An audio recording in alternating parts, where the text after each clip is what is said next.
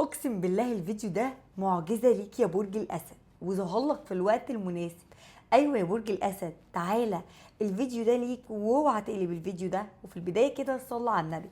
وتعالى بقى يا برج الاسد، عشان انا جاية اقول لك بجد معجزة. الفيديو ده ما ظهرش ليك صدفة خالص، هو ظهر لك دلوقتي عشان فيه رسالة كبيرة جدا جاية لك مخصوص ليك، ولازم تسمعها ولازم تعرفها دلوقتي.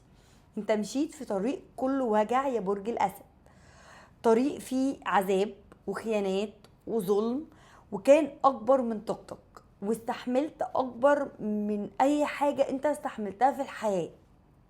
تعبت من ناس قريبة جدا، كسرتك اقرب الناس ليك. ضحكت على ضعفك عشان الناس كانت بتضحك على ضعفك، فكنت بتبين ان انت عادي.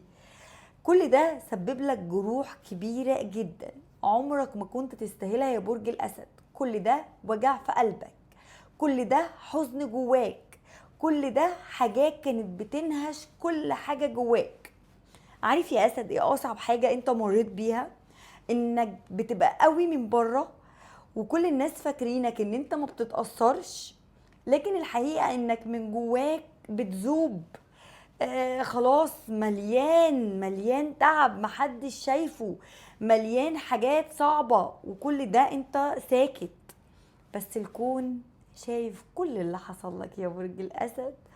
الظلم وكل حاجة كانت متخزنة جواك متشافة، وانا بقى جاية عشان افرحك. اسمعني بقى كويس، عشان اللي جايلك هي دي الفرحة الكبيرة. بعد الليل، بعد الفجر ان شاء الله، في الفجر الكرمة دلوقتي ماشية في طريقها للي ظلمك هيتظلم، واللي وجعك هيتوجع اضعاف اضعاف يا برج الاسد. وانت، لا، انت هتقوم من تاني. ايوه، هتقوم اقوى من اي وقت فات يا برج الاسد. يا برج الاسد خلاص، مرحلة الألم انتهت. انتهت يا أسد. جاي ليك بداية جديدة، فيها رزق، فيها فرحة، فيها عدالة من عند ربنا. كل دمعة نزلت من عينك هتتعوض، هتتعوض بضحكة، وكل جرح كان جواك هيتحول لقوة. اقسم بالله مش صدفة ان انت تشوف الفيديو ده، لا، ده ظهرلك لان الرسالة دي جاية لك انت. خلاص، انتهى زمن الوجع، وجاي زمنك، زمن الفرحة والانتصار يا برج الاسد. اصبر، والصبر ليك هيكون جميل، وربنا هيرضيك على قد ما انت صبر.